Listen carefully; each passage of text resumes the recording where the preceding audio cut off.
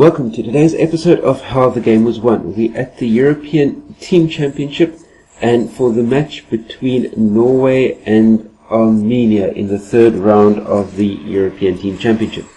And without trying to sound overtly dramatic, this round 3 game from the European Team Championship had to have been the absolute match of the day. Two of the best players in the modern era facing off against each other in the third round of the 2015 European Team Chess Championship.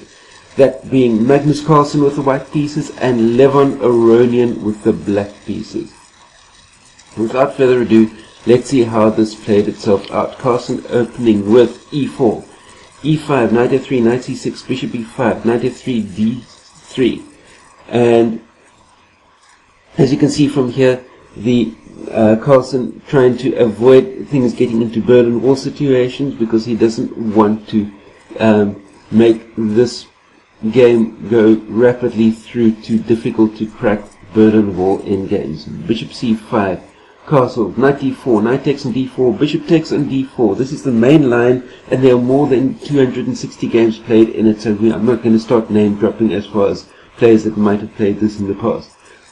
c3, bishop b6, knight f3, c6, bishop a4, d6, bishop b3. And this is from post-game analysis, we heard that this was a move that Levon had not foreseen coming out in this position. According to him, white normally first plays knight c4 and then only afterwards decides about the bishop. Now he was given a chance to keep the g1 a7 diagonal open for himself. a5, knight c4, bishop a7, a4, castles, bishop g5, h6, bishop takes on f6, and Carlsen goes for the exchange here because he sees the possibility of winning that seemingly hanging a5 pawn. For instance, instead he could have gone for something like bishop h4, for instance, with g5, bishop g3, bishop e6, which would have given a fairly interesting position, but again, difficult to see how it would have played itself out. So instead we've got bishop takes on f6, as I mentioned, queen takes on f6, and the knight takes on f5, which is pretty greedy at this type of level of tournament. The problem is that after the move, the black is able to trap that knight off on the edge of the board at a5 and effectively keep the knight out of the game altogether. With d5, bishop c2, and the bishop makes way for the knight to come to b3, but now the pace of the game increases and Magnus finds it difficult to keep control with his knight still on a5. d takes e4, d takes e4, rook d8, queen e1. Here it's worth mentioning a possible couple of options. For instance, queen f3, queen takes, g takes, rook d2, rook ac1, bishop h3, knight c4, rook a8, rook c to d1, bishop takes an f2, king h1, bishop takes an f1, rook d2, rook d2, knight takes an d2, bishop e2, bishop b3, bishop e3, bishop c4, bishop d1, and bishop b3 is a fairly forced and long complicated variation that Aronian rattled out after the game, but it looks all fairly equal after that. Then again, in the original position, queen e2 looks pretty natural, but I suppose Magnus was afraid of something along the lines of queen to g5 followed by bishop to g4, which would be fairly difficult to deal with. So in the game he played queen e1 with queen g5, king h1, rook d2, bishop d1, bishop e6 being played.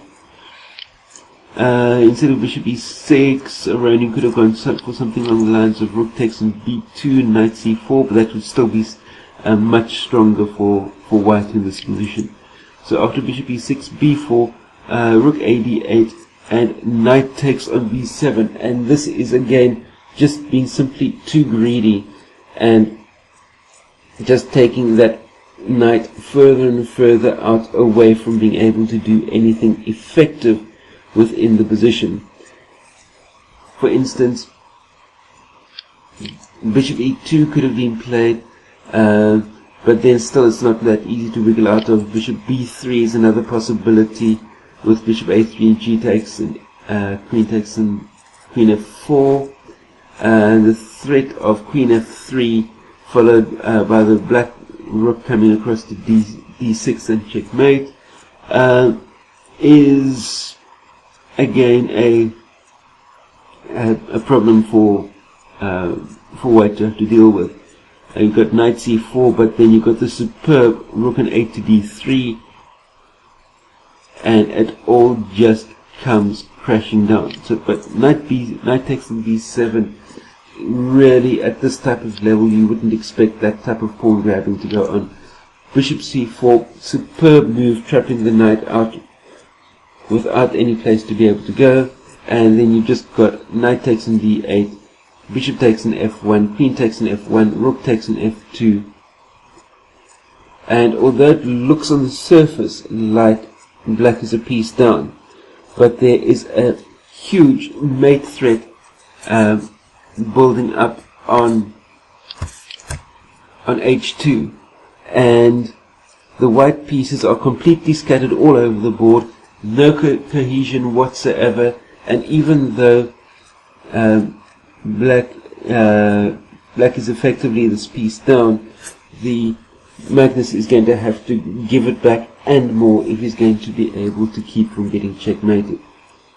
Queen g1, rook a2, rook takes on a2. For instance, instead of rook takes on a2, you've got queen f1 as a possibility, but then it's just simply rook a1, rook takes on a1, and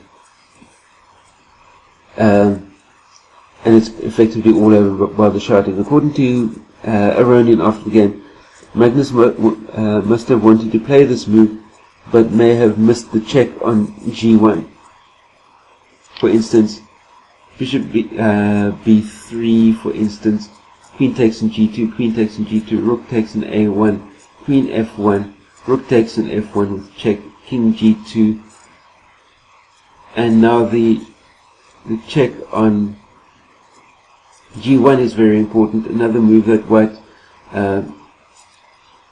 any other move in white could potentially still survive. For instance, rook g1 check, king f3, rook c1, and now the c3 pawn will be falling, and falling with check, and after that the remainder of white's position will be falling in short succession after that. But getting back to the game at hand, we had Magnus played rook takes on a2, bishop takes on g1, king takes on g1, and for instance here Aronian could play queen takes on d8, which would be a winning move, but instead he played queen c1, king f2, queen takes on d1, knight takes on c6, queen b3, rook d2, queen c3, and from this position it's really not that difficult for Aronian to convert the point. And to show you the mechanics of how this was done, I'll play through the remaining moves without commentary, just so that you can see the mechanics of how the position develops. We had rook d6, queen takes on, queen b2 check, king e3, queen a3 check, king f2, queen takes on a4, knight takes on e5, queen c2 with check, king f3, f5, rook d3, f takes on e4 with check, king takes on e4, queen takes on g2 with check, knight f3, queen g4 check, king a e3, g5, king f2, queen f5, rook d8 with check, king g7, king g2, g4, knight d2, queen e6, knight f1, queen c6 with check.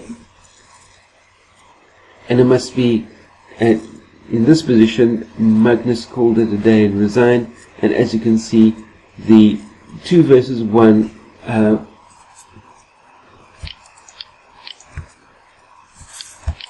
pawn situation that Aronian's got running down the king side of the board, as well as the completely scattered position as far as black's pawns are pieces are concerned, just simply means that wherever white goes to, it's simply going to be a rather tenuous situation. For instance, should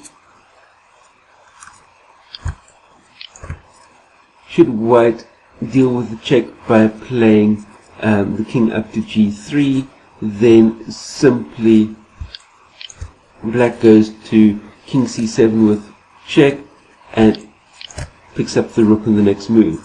Should the king deal with the check by going to either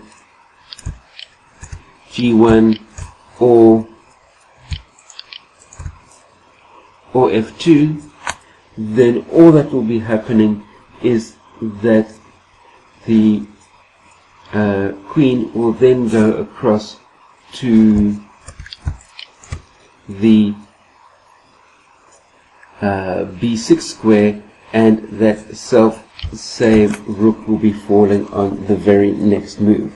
So Magnus resigned the game 11-1, and that is, my friends, is how the game was won. Feel free to share this out amongst all of your chess friends.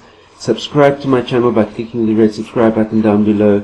Thumbs up if you like this type of content, and I'll be seeing you next time for another episode of How the Game Was Run. Remember to subscribe, that way you can stay up to date with all of the new content that comes out published daily.